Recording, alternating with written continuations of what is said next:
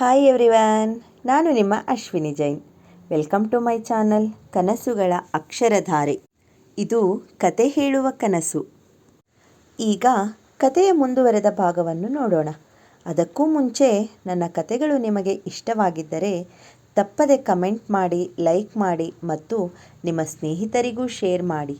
ಹಾಗೆಯೇ ನನ್ನ ಚಾನಲ್ಗೆ ನೀವು ಹೊಸಬರಾಗಿದ್ದರೆ ದಯವಿಟ್ಟು ಸಬ್ಸ್ಕ್ರೈಬ್ ಆಗಿ ಪಕ್ಕದಲ್ಲಿರುವ ಬೆಲ್ ಐಕಾನ್ನ ಕ್ಲಿಕ್ ಮಾಡಿ. ಇದರಿಂದ ನನ್ನ ಎಲ್ಲ ಕತೆಗಳ ನೋಟಿಫಿಕೇಷನ್ ನಿಮಗೆ ಸಿಗುತ್ತದೆ. ಸೊ ಬನ್ನಿ ಫ್ರೆಂಡ್ಸ್, ಈ ಜೀವ ನಿನಗಾಗಿ ಕತೆಯ ಮುಂದುವರೆದ ಭಾಗವನ್ನು ನೋಡೋಣ. ಈ ಜೀವ ನಿನಗಾಗಿ ಸಂಚಿಕೆ 37, ಬೆಂಗಳೂರಿನತ್ತ ಪಯಣ. ಮನೆಗೆ ಬಂದವನಿಗೆ ಮುಂದಿನ ವಿದ್ಯಾಭ್ಯಾಸಕ್ಕಾಗಿ ಬೆಂಗಳೂರಿಗೆ ಹೋಗಲು ಮನೆಯವರಲ್ಲಿ ಕೇಳಲು ಹಿಂಜರಿಕೆ ಹಾಗೂ ಭಯ. ಹೇಗೆ ಹೇಳುವುದು, ಏನೆಂದು ಹೇಳುವುದು? ತನ್ನ ಮೇಲೆ ಅವರೆಲ್ಲರೂ ಇಟ್ಟ ಪ್ರೀತಿಯ ಆಳ ಬಲ್ಲವನೇ ಅವನು.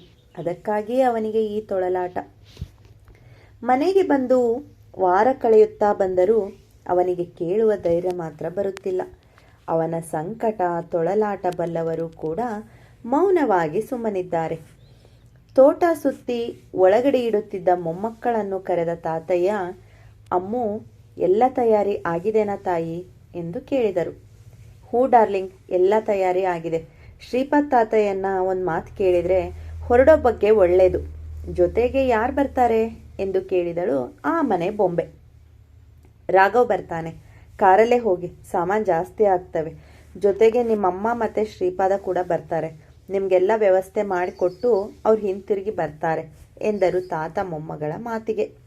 ಆದರೂ ಅವರ ಮಾತಲ್ಲಿ ಬೇಸರದ ಛಾಯೆ ಎದ್ದು ಕಾಣುತ್ತಿದೆ. ಸರಿ ಡಾರ್ಲಿಂಗ್, ಮನೆಯಲ್ಲಿ ನೀನು ಪಾರು ಇಬ್ಬರೇ ಆಗ್ತೀರಾ, ಹುಷಾರು. ಅಮ್ಮ ಬೇಗ ಬರ್ತಾರೆ. ಅಪ್ಪಯ್ಯಗೆ 2 ದಿನ ಎಲ್ಲೂ ಹೋಗೋದು ಬೇಡ ಅಂತ ಹೇಳ್ತೀನಿ, ನೀನು ಸಹ ಹೇಳು ಎಂದವಳಿಗೆ ತಾತನ ಬೇಸರಕ್ಕೆ ಕಾರಣವೂ ಗೊತ್ತು. ಆದರೂ ಆ ಬೇಸರಕ್ಕೆ ತಾನೇ ಕಾರಣ ಎಂದು ಅವಳು ಸಣ್ಣದಾಗಿ ನೊಂದಿದ್ದಾಳೆ. ಸರಿ ತಾಯಿ, ನೀನು ಹೇಳಿದ ಮಾತು ನಾವು ಯಾವತ್ತಾದರೂ ಮೀರಿದೀವಾ ಎಂದವರ ಧ್ವನಿಯಲ್ಲಿ ಬೇಸರದ ಜೊತೆ ಒಂಟಿತನದ ನೋವಿನ ಛಾಯೆ ಕೂಡ ಇಣುಕುತ್ತಿತ್ತು. ಅವರ ಮನ ಅರಿತವಳು ಅವರ ಕಾಲ ಬಳಿ ಕುಳಿತು ಅವರ ಮಡಿಲಿಗೆ ತಲೆ ಇಟ್ಟು, ನೀವೆಷ್ಟು ನೊಂದಿದ್ದೀರಾ ಅನ್ನೋದು ನಂಗೆ ಅರಿವಿದೆ ಡಾರ್ಲಿಂಗ್. ಆದರೆ ಇದು ಶಾಶ್ವತ ಅಲ್ಲ.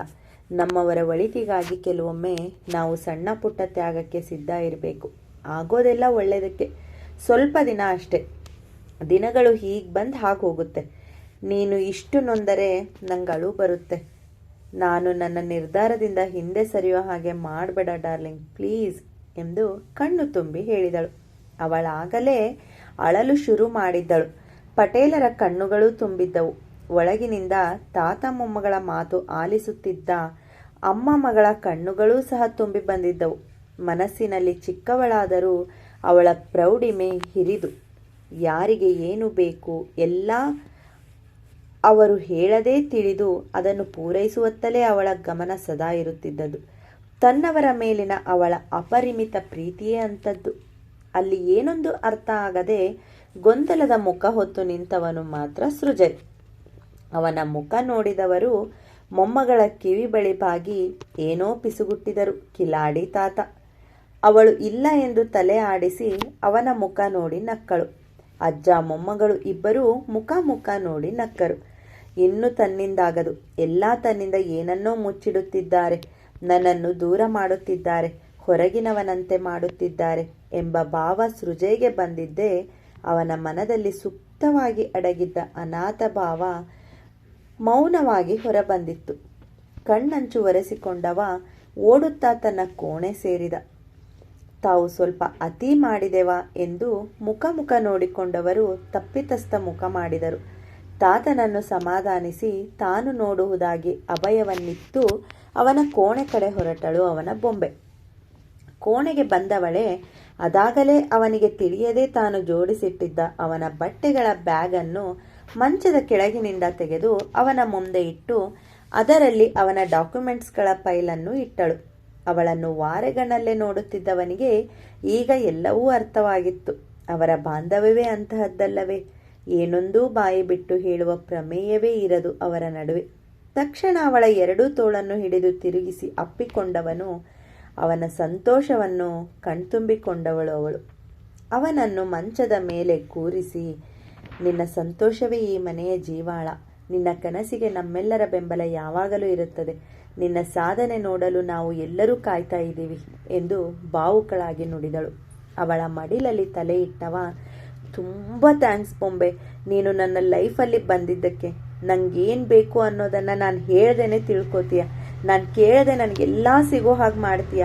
ಅತ್ತಾಗ ತಾಯಿ ಆಗ್ತೀಯ, ನೊಂದಾಗ ತಂದೆ ಆಗ್ತೀಯ, ಒಳ್ಳೆ ಜೀವದ ಗೆಳತಿ ಆಗಿದೆಯಾ. Thank you thank you thank you so much ಪುಟ ಎಂದನು. ಅವನ ಮಾತು ಕೇಳುತ್ತಿದ್ದವಳ ತಲೆಯಲ್ಲಿ ಪುಟ್ಟದೊಂದು ತುಂಟಾಟ ಮೂಡಿತು. ಅವನಿಗೆ ಎಲ್ಲವನ್ನೂ ಹೇಳದೆ ನಾಳೆ ಹೊರಡಲು ಸಿದ್ಧನಾಗು ಎಂದಷ್ಟೇ ಹೇಳಿ ಹೊರ ನಡೆದಳು. ಮುಂಜಾನೆ ನಸುಕಿನಲ್ಲಿ ಎಲ್ಲರ ಸವಾರಿ ಬೆಂಗಳೂರಿನತ್ತ ಹೊರಟಿತು. ಹಿರೀ ಜೀವಗಳು ಕಣ್ತುಂಬಿಕೊಂಡೇ ಎಲ್ಲರನ್ನೂ ಭಾರವಾದ ಮನದಲ್ಲಿ ಬೀಳ್ಕೊಟ್ಟರು. ಭಾರದ ಮನ ಹೊತ್ತು ಎಲ್ಲರ ಸವಾರಿ ಬೆಂಗಳೂರು ತಲುಪಿತು.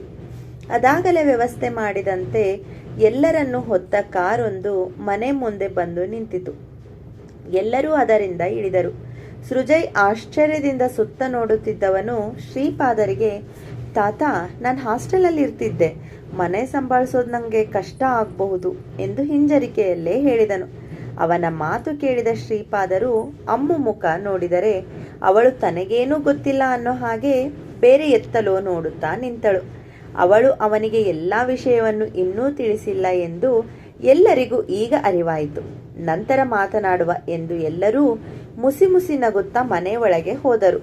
ಎಲ್ಲ ಫ್ರೆಶ್ ಆಗಿ ಬರುವಷ್ಟರಲ್ಲಿ ಒಂದು ಹೆಂಗಸು ಅಡಿಗೆ ಮಾಡಿ ಟೇಬಲ್ ಮೇಲೆ ಜೋಡಿಸುತ್ತಿದ್ದಳು. ಸೃಜಯ್ ಅವಳನ್ನು ನೋಡಿ ಯಾವುದೂ ಪೂರ್ಣ ತಿಳಿಯದೆ ಸುಮ್ಮನಾದನು. ಎಲ್ಲ ಊಟ ಮುಗಿಸಿ ಸ್ವಲ್ಪ ಹೊತ್ತು ಮಲಗಲು ಕೋಣೆ ಸೇರಿದರು.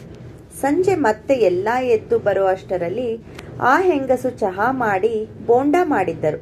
ಎಲ್ಲ ಚಹಾ ಮುಗಿಸಿ ಎದ್ದು ಹೊರಡುವಾಗ ಅಮ್ಮು ಮಾತು ಶುರು ಮಾಡಿದಳು. ತಾತಯ್ಯ, ನಾಳೆ ಬೆಳಿಗ್ಗೆ ಜೈಗೆ ಕಾಲೇಜು ಹೋಗಿ ಡಾಕ್ಯುಮೆಂಟ್ಸ್ ಎಲ್ಲ ಸಬ್ಮಿಟ್ ಮಾಡಿ ಬರೋದಿದೆ. ಹಾಗೆ ಡಾರ್ಲಿಂಗ್ ನಿಮಗೆ ಇನ್ನೊಂದು ಕೆಲಸ ಹೇಳಿದ್ರಲ್ಲ, ಅದೇನಾಯಿತು ಎಂದು ಕೇಳಿದಳು. ಹಾಂ ಅಮ್ಮು, ಎಲ್ಲ ಆಗಿದೆ ಎಂದವರು ಅಲ್ಲಿಂದ ಎದ್ದು ಹೊರಟರು. ಕುಸುಮ ಅವರು, ಅಮ್ಮು, ನಿನ್ನ ಬಟ್ಟೆ ಎಲ್ಲ ಜೋಡಿಸಿಡ್ತೀನಿ ಎಂದು ತಾವು ಹೊರಟರು. ರಾಘವ್, ಅವ್ವ, ಶ್ರೀಪಾದ್ ಅಪ್ಪಾರ ಜೋಡಿ ನಾನು ಹೋಗಿ ಬರ್ತೇನೆ ಎಂದು ಹೋದನು. ಈಗ ಅಲ್ಲಿ ಇದ್ದದ್ದು ಅವರಿಬ್ಬರೇ. ಈಗಲಾದರೂ ತನ್ನ ಗೊಂದಲ ಪರಿಹರಿಸುವೆಯಾ ಎಂಬ ಭಾವದಿಂದ ಅವಳತ್ತ ನೋಡಿದ ಜೈ. ಅವನ ಮುಖದಲ್ಲಿ ಅಸಮಾಧಾನ ತುಂಬಿ ತುಳುಕುತ್ತಿತ್ತು. ಅವನ ಕೈ ಹಿಡಿದು ಟೆರೆಸ್ ಕಡೆ ಹೊರಟಳು. ಜೈ, ನನಗೆ ಗೊತ್ತು ನಿಂಗೆ ಇದೆಲ್ಲ ಏನೂ ಅರ್ಥ ಆಗ್ತಾ ಇಲ್ಲ.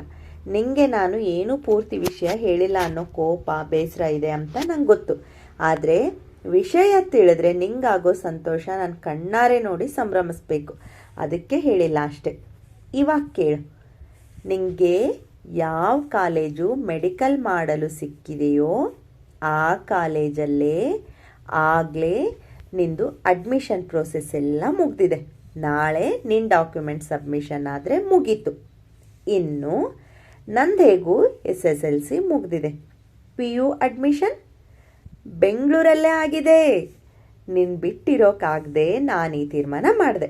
ಮನೆಯಲ್ಲಿ ಎಲ್ಲರನ್ನೂ ಒಪ್ಸೋದು ಸ್ವಲ್ಪ ಕಷ್ಟ ಆಯಿತು. ಆದರೂ ಕೊನೆಗೆ ಒಪ್ಕೊಂಡ್ರು. ನಮಗಿಬ್ಬರಿಗೂ ಇರೋಕ್ಕೆ ಈ ಮನೆ. ಆಗಲೇ ಕೆಳಗಡೆ ನೋಡ್ದೆ ಅಲ್ಲ, ಅವರು ಸಾಕಮ್ಮ ಅಂತ. ನಮಗೆ ಸಹಾಯಕ್ಕೆ ಅಂತ ಇಲ್ಲೇ ನಮ್ಮೊಟ್ಟಿಗೆ ಇರ್ತಾರೆ. ಅವ್ರಿಗೆ ತಮ್ಮೋರು ಅಂತ ಯಾರೂ ಇಲ್ಲ. ಸದ್ಯಕ್ಕೆ ನಾವೇ ಅವ್ರ ಮಕ್ಕಳು. ಇನ್ನು ನಿಂಗೆ ಕಾಲೇಜ್ಗೆ ಓಡಾಡೋಕ್ಕೆ ಡಾರ್ಲಿಂಗ್ ಒಂದು ಎಂದು ರಾಗ ಎಳೆಯುತ್ತಾ ಎಲ್ಲವನ್ನೂ ಹೇಳಿದವಳು ಕೊನೆಗೆ ಒಂದು ಬೈಕ್ ಕೊಡಿಸ್ತಾ ಇದ್ದಾರೆ ಎಂದು ಕಿರುಚಿದಳು. ಶ್ರೀಪಾದ ತಾತಯ್ಯ ರಾಘು ಅದಕ್ಕೆ ಈಗ ಹೊರ ಹೋಗಿದ್ದು ಎಂದು ಎಲ್ಲವನ್ನೂ ಹೇಳಿ ಮುಗಿಸಿದಳು. ತನ್ನನ್ನೇ ಕಳಿಸಲು ಒಪ್ಪುವರ ಎಂಬ ಗೊಂದಲದಲ್ಲಿ ಇದ್ದವನಿಗೆ ತನಗಾಗಿ ತನ್ನ ಅಮ್ಮು ಬೊಂಬೆ ಮಾಡಿದ ಎಲ್ಲ ಕಾರ್ಯಗಳ ಅರಿವಾಗಿ ಖುಷಿ ಎಲ್ಲೆ ಮೀರಿತ್ತು.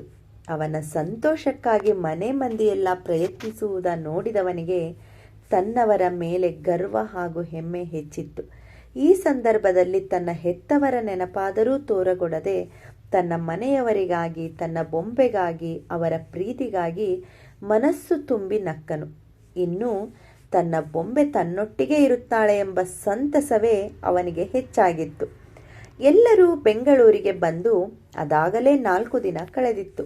ಎಲ್ಲ ಕೆಲಸಗಳನ್ನು ಮುಗಿಸಿದ್ದರು. ನಾಳೆ ಕುಸುಮ, ರಾಘು ಹಾಗೂ ಶ್ರೀಪಾದರು ಊರ ಕಡೆ ಹೊರಟಿದ್ದರು. ಇನ್ನೆರಡು ದಿನಗಳಲ್ಲಿ ಇವರ ಕಾಲೇಜ್ ಶುರು ಆಗುವುದರಲ್ಲಿತ್ತು. ಅದಾಗಲೇ 1 ವರ್ಷದ ವಿದ್ಯಾಭ್ಯಾಸ ಮುಗಿದಿತ್ತು. ನಡುವೆ ಒಂದೆರಡು ಬಾರಿ ಊರಿಗೂ ಹೋಗಿ ಬಂದಿದ್ದರು. ಜೀವನ ಚೆನ್ನಾಗಿಯೇ ನಡೆಯುತ್ತಿತ್ತು. ಆದರೆ ನೆಮ್ಮದಿಯ ಜೀವನದಲ್ಲಿ ಸಣ್ಣ ಕಲ್ಲು ಬಿದ್ದರೂ ಜೀವನ ಅಲ್ಲೋಲ ಕಲ್ಲೋಲ ಆಗುವುದು. ಕಾಣದ ಭವಿಷ್ಯದ ಚಿಂತೆ ನಮಗೇಕೆ? ವಿಧಿ ಲಿಖಿತ ಅಳಿಸಲು ಸಾಧ್ಯವಾ? ಕತೆ ಎಂದಿನಂತೆ ಮುಂದುವರಿಯುವುದು. ಕತೆಯ ಬಗ್ಗೆ ನಿಮ್ಮ ಅನಿಸಿಕೆ ಅಭಿಪ್ರಾಯಗಳನ್ನು ದಯವಿಟ್ಟು ಕಮೆಂಟ್ ಮಾಡಿ ತಿಳಿಸಿ. ಕತೆ ಇಷ್ಟವಾಗಿದ್ದರೆ ಲೈಕ್ ಮತ್ತು ಶೇರ್ ಮಾಡಲು ಮರೆಯಬೇಡಿ. ಅಲ್ಲಿವರೆಗೂ ಕೇಳ್ತಾ ಇರಿ ಕನಸುಗಳ ಅಕ್ಷರಧಾರೆ. ಇದು ಕಥಾ ಪ್ರಪಂಚ. ಧನ್ಯವಾದಗಳು.